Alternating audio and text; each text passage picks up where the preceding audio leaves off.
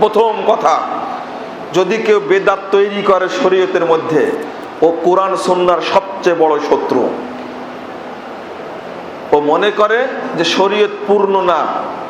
আল্লাহ রাব্বুল আলামিন বলছেন, আল ইয়াউমা আকমালতু লাকুম দীনাকুম ওয়া আতমামতু আলাইকুম নি'মাতি ওয়া রাদিতু লাকুমুল ইসলামা দীনা।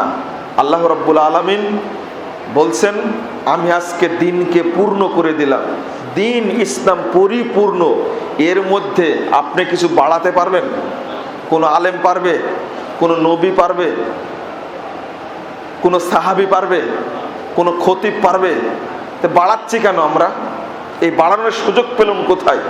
হাসান বিন আতিয়া বলছেন, 443 নম্বর হাদিস দারেমির মধ্যে এসেছে, মাবতাদা কওমুন বিদআতান, কোন জাতি যখন বেদাত তৈরি করে, নাযাআল্লাহু আনহুম সুন্নাতাহুম, আল্লাহ রাব্বুল আলামিন তাদের ওই জায়গা থেকে সুন্নাতকে উঠিয়ে নেন। লা ইউঈদুহা ইলা ইয়াউমুল কিয়ামা, ওই জায়গাতে কিয়ামত পর্যন্ত আর ওই সুন্নাতটাকে ফেরত দেন না। বেদাত যতদিন থাকবে সুন্নাত ওই জায়গায় আসবে। হাসান বিন আতিয়া বলছেন, তাহলে বেদাত সুন্নাতকে হত্যা করে। মঞ্চে উঠেই বলছে, ইন্নাল্লাহা ওয়া মালাইকাতাহু ইউসাল্লুনা আলান নবী ইয়া আইয়ুহাল্লাযীনা আমানু সাল্লু আলাইহি ওয়া সাল্লিমু তাসলিমা। শুরু করলো আল্লাহুম্মা, শুরু করে দিল। এই দরুদটা রাসূলের দরুদ না শেখ সাদের দরুদ? শেখ সাদের দরুদ। এটা যতদিন এই কাঠমুল্লা এই বেদাত করবে, ততদিন রাসূলের পঠিত দরুদ সেখানে আসবে না। এই শেখ সাদির দরুদে আল্লাহর নবীর পঠিত দরুদকে হত্যা করেছে, ওটা উঠাই দিয়েছে। যতদিন 15ই শাবান রোজা রাখার অভ্যাস বাংলাদেশে থাকবে, ততদিন রাসূলের সুন্নাত চালু হবে না। আল্লাহর নবী সাল্লাল্লাহু আলাইহি ওয়াসাল্লাম শাবানের 1 তারিখ থেকে নিয়ে 15 তারিখের আগ পর্যন্ত সিয়াম রাখার কথা বলেছেন। 10টা 5টা 7টা যার যতটা সাধ্য ততটা করবে। 15ই শাবান দিনে ইবাদত, দিনে সিয়াম, রাত্রি ইবাদত, এইটা করার জন্য রাসূলের সুন্নাতটা দেশ থেকে উঠে গেছে। অনুরূপভাবে 10ই মুহররম তারিখে এই তাজিয়া মিছিল বের করা, হুসাইন রাদিয়াল্লাহু আনহুর নামে শোক পালন করা, শাহাদাত বরণ করার কারণে দুঃখ প্রকাশ করা, এই বেদাতি অনুষ্ঠান থাকার কারণে 9-10 তারিখে যে সিয়াম রাখতে হবে, মুসা আলাইহিস সালামকে আল্লাহ নাজাত দিয়েছিলেন ফেরাউনের কবল থেকে, এই জন্য যে সিয়াম রাখতে হবে, এই সুন্নাতটা ভুলে গেছে ওই কারবালার ঘটনার কারণে। বাংলাদেশে ওইটাই চর্চা আছে, টিভিতে, রেডিওতে, পেপার পত্রিকা। ওই মুহররম মাসের 10 তারিখটাকে নিয়ে লেখা হয় শুধু হুসাইন রাদিয়াল্লাহু আনহুর শাহাদাতকে কেন্দ্র করে, অথচ সিয়ামের কথা বলা হয় না। হাসান বিন আতিয়া তাই বলছেন, যখনই একটা বেদাত তৈরি হলো, তখনই সেখান থেকে সুন্নাত কি হয়ে গেল? উঠে গেল। এইভাবে হত্যা করা হয়েছে। যতদিন যেখানে বেদাত চালু থাকবে, ততদিন সেখানে সুন্নাত প্রতিষ্ঠিত হতে পারবে না। 3, যে ব্যক্তি বেদাতি আমল করবে, তার কোনো আমল আল্লাহর দরবারে, সৎ আমল আল্লাহর দরবারে কবুল হবে না। খুব ভয়াবহ কথা, কোনো আমল কবুল হবে না। আল্লাহ রাসূল সাল্লাল্লাহু আলাইহি ওয়াসাল্লাম বলছেন, মান আমিলা আমালান লাইসা আলাইহি আমরুনা ফাহুয়া রাদ্দ, কেউ যদি কোনো আমল করে যে আমল করার নির্দেশ আমি মুহাম্মদ দেইনি, ফাহুয়া রাদ্দ, ওটা প্রত্যাখ্যাত, ওটা বর্জনীয়। 351 পৃষ্ঠার হাদিস সহিহ বুখারী প্রথম খণ্ডের মধ্যে এসেছে, মান আহাদাসা ফি আমরিনা হাদা, মা আয়েশা রাদিয়াল্লাহু আনহা বলছেন, রাসূল সাল্লাল্লাহু আলাইহি ওয়াসাল্লাম বলেছেন, যে ব্যক্তি নতুন কিছু তৈরি করলো শরীয়তের মধ্যে, মালাইসা মিন, যেটা শরীয়তের অন্তর্ভুক্ত না, ফাহুয়া রাদ্দ, ওটা প্রত্যাখ্যাত, ওটা বর্জনীয়, ওটা চলবে না। আল্লাহ রাব্বুল আলামিন বলছেন, ওয়াকাদিমনা মা আমিলু মিন আমালিন ফাজআলনাহু হাবাআম মানসুরা। সূরা ফুরকান 23 নম্বর আয়াতে আল্লাহ বলছেন, কাল কিয়ামতের মাঠে আমি তাদের আমলগুলো দেখার জন্য অগ্রগামী হব। আমি তাদের আমলগুলো দেখার জন্য অগ্রগামী হব, আমি দেখতে যাব। আল্লাহ বলছেন তাদের আমল যেগুলো দেখতে যাব, ফাজআলনাহু হাবাআম মানসুরা, সব আমলগুলোকে আমি আল্লাহ নষ্ট করে দিব, ধুলায় মিশিয়ে দিব।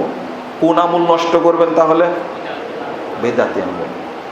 আল্লাহ বলছেন আমিলাতুন নাসিবা তাসলা নারান হামিয়া, সূরা গাশিয়া 3-4 নম্বর আয়াতে বলছেন আমলকারী ব্যক্তি আমল করতে করতে ক্লান্ত হয়ে গেছে, তাসলা নারান হামিয়া, কিয়ামতের দিন সে প্রজ্বলিত অগ্নিতে জাহান্নামে নিক্ষিপ্ত হবে। নাউযুবিল্লাহ। কেন? ঈদে মিলাদুন্নবী অনুষ্ঠান করবেন না? এই যে কয়েকদিন পরে শুরু হবে ঈদে মিলাদুন্নবী অনুষ্ঠানের প্রস্তুতি, এটা একটা বড় বেদাতি অনুষ্ঠান। তো যেটা ঘড়ি করে আচ্ছা আচ্ছা আচ্ছা, বেদাতি আমলগুলোর অবস্থা সম্পর্কে শরীয়তে যে অবস্থাটা আসছে, এইটা যদি একটুবার উপলব্ধি করত, যেমন আল্লাহ রাব্বুল আলামিন বলছেন সূরা কাহাফ 103-4 নম্বর আয়াত, কুল হাল নুনাব্বিকুম বিল আখসারিনা আমালা আল্লাযীনা দাল্লা সাইহুম ফিল হায়াতিদ দুনিয়া ওয়া হুম ইয়াহসাবুনা আন্নাহুম ইহসিনুনা সুনা, আমি কি বলে দেব, হাল নুনাব্বিকুম, আমি কি জানিয়ে দেব, আখসারিনা আমালা, অধিকাংশ ক্ষতিগ্রস্ত আমলকারী সম্পর্কে, আমল করে ক্ষতিগ্রস্ত হচ্ছে, আল্লাযীনা দাল্লা সাইহুম ফিল হায়াতিদ দুনিয়া, দুনিয়াবী জীবনে যাদের আমলগুলো নষ্ট হচ্ছে, ওয়া হুম ইয়াহসাবুন আন্নাহুম ইহসিনুনা সুনা, অথচ তারা ধারণা করছে আমরা ভালো আমলই করছি। নাউযুবিল্লাহ নাউযুবিল্লাহ। আল্লাহ বলছেন পথভ্রষ্ট হচ্ছে, আর যারা আমল করছে তারা মনে করছে কি ভালো আমল করছে। আল্লাহর দাবি সঠিক না আপনার দাবি সঠিক? আল্লাহর দাবি সঠিক। আল্লাহ বলছেন এই আমল করারা পথভ্রষ্ট হচ্ছে, আর ওরা আমল করতে যে বলছে যে ভালো আমলই তো করছি, ফরজ সালাতের পরে মুনাজাত চলবে, এটা তো ভালো আমলই, এটা কি খারাপ? আল্লাহকে তো ডাকছি, ডাকতে হবে, ভালো আমলটা হতে হবে আল্লাহর চোখে ভালো হতে হবে, নবীর চোখে ভালো হতে হবে, তোমার চোখে ভালো হলে চলবে না। এই জিনিসটাই ভুল। এদের সম্পর্কে আল্লাহ বলছেন উলাইকাল্লাযীনা কাফারু বিআয়াতি রাব্বিহিম ওয়া লিকাইহি ফাহাবিতাত আমালুহুম ফালা নুকিমু লাহুম ইয়াওমাল কিয়ামাতি ওয়াজনা। আল্লাহ রাব্বুল আলামিন বলছেন এই সমস্ত লোকেরাই আল্লাহর আয়াতকে অস্বীকার করেছে, ফাহাবিতাত আমালুহুম, তাদের আমলগুলো নষ্ট হয়ে গেছে, ফালা নুকিমু লাহুম ইয়াওমাল কিয়ামাতি ওয়াজনা, আমি আল্লাহ কাল কিয়ামতের মাঠে এদের জন্য কোনো দলিল খাড়া করব না, মানদণ্ড খাড়া করব না, বিনা হিসাবে কোথায় যাবে? জাহান্নামে। পরের আয়াতেই বলছেন যালিকা জাযাউহুম জাহান্নামু বিমা কাফারু ওয়াত্তাখাযু আয়াতি ওয়া রাসূলি হুজুয়া, তাদের প্রতিদান হলো একমাত্র জাহান্নাম, কারণ তারা আমার আয়াতকে এবং রাসূলকে তারা ঠাট্টা করেছে। আল্লাহর নবী বলেছেন আর একটা, করেছে আর একটা। আল্লাহর নবীর সুন্নাত একটা আছে, ওইটাকে গ্রহণ করেনি, ও বেদাতটাকে গ্রহণ করেছে। তাহলে আল্লাহর নবীকে ঠাট্টা করা হলো না? আল্লাহর নবীকে বিদ্রূপ করা হলো না?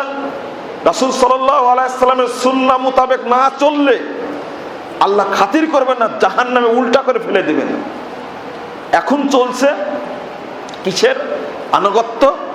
ধর্মীয় যারা মাবুদ ঠাকুর যেগুলো আছে, মাথায় বড় বড় পাগড়ি দেয়, আলখেল্লা অনেক বড়, দাড়ি অনেক বড়, তসবিহ বড়, এই সমস্ত ঠাকুরগুলোই বাংলাদেশে বেদাতের আখড়া তৈরি করেছে বাংলাদেশটাকে। তারাই বাংলাদেশকে থেকে সুন্নাতকে তুলে দেওয়ার চক্রান্ত করছে, এখনো চক্রান্ত করছে। এখানেই আপনি শুনে রাখুন, আল্লাহ রাব্বুল আলামিন বলছেন কাল কিয়ামতের অবস্থা, যারা আল্লাহর নবীকে না মেনে, যারা আল্লাহর রাসূলকে না মেনে এই ধর্মীয় গুরুদের আনুগত্য করবে, ধর্মীয় মাবুদদের আনুগত্য করবে, তাদেরকে আল্লাহ রাব্বুল আলামিন আছাড় দিবেন, কিয়ামতের দিন জাহান্নামে উপুর করে ফেলে দিবেন। শুধু একটা আয়াত না, তখন কি বলবে? কারণ ওরা রাসূলের আনুগত্য করেনি, যারা বেদাত করে তারা কাল কিয়ামতের মাঠে কোনো নেকি যেমন পাবে না, মরার সময় তাদের তওবাও কবুল হবে না। আল্লাহ রাসূল সাল্লাল্লাহু আলাইহি ওয়াসাল্লাম বলছেন, আত-তারগীব ওয়াত-তারহিব 54 নম্বর হাদিস, ইন্নাল্লাহা হাজাবা তাওবাতা আন কুল্লি সাহিব বিদআতিন হাত্তা ইয়াদা বিদআতা। বেদাতি ব্যক্তির কোন তওবা আল্লাহ কবুল করবেন, আল্লাহ আটকিয়ে রাখবেন। যতক্ষণ পর্যন্ত বেদাত থেকে তওবা না করবে ততক্ষণ তার তওবা কবুল হবে না। আমলও কবুল হলো না, তওবাও কবুল হলো না। কিয়ামতের মাঠে কি পাবে? আগে আয়াতগুলো পড়ে ফেলেছি, আল্লাহ কিয়ামতের মাঠে আমলগুলো নষ্ট করে দেবেন। সহিহ মুসলিম 1366 নম্বর হাদিস, রাসূল সাল্লাল্লাহু আলাইহি ওয়াসাল্লাম বলছেন, মান আহদাসা আও মুহদিসান, কেউ যদি বেদাত করে বা বেদাতিকে সম্মান করে, বেদাত যদি করে বা বেদাতিকে সম্মান করে, লা ইয়াকবালুল্লাহু তাআলা ইয়াউমাল কিয়ামাতি সরফান ওয়ালা আদলা, কাল কিয়ামতের মাঠে আল্লাহ ওই ব্যক্তির কোনো ফরজ ইবাদত কবুল করবেন না, নফল ইবাদত কবুল করবেন না। লানাতুল্লাহি আলাইহি ওয়াল মালাইকাতি ওয়ান নাস আজমাইন, ওই বেদাতি ব্যক্তির উপরে আল্লাহর লানত, ফেরেশতাদের লানত, সারা পৃথিবীর মানুষের লানত। ও টিকবে কি করে? তাহলে কাল কিয়ামতের মাঠে যে কোনো আমল আল্লাহ কবুল করবেন না তার প্রমাণ। কাল কিয়ামতের মাঠে আল্লাহ তাদের সুপারিশ কবুল করবেন না, অর্থাৎ রাসূল সাল্লাল্লাহু আলাইহি সাল্লাম তাদেরকে সুপারিশ করতে পারবেন না, তাদেরকে কাউসারের পানি পান করাতে পারবেন না।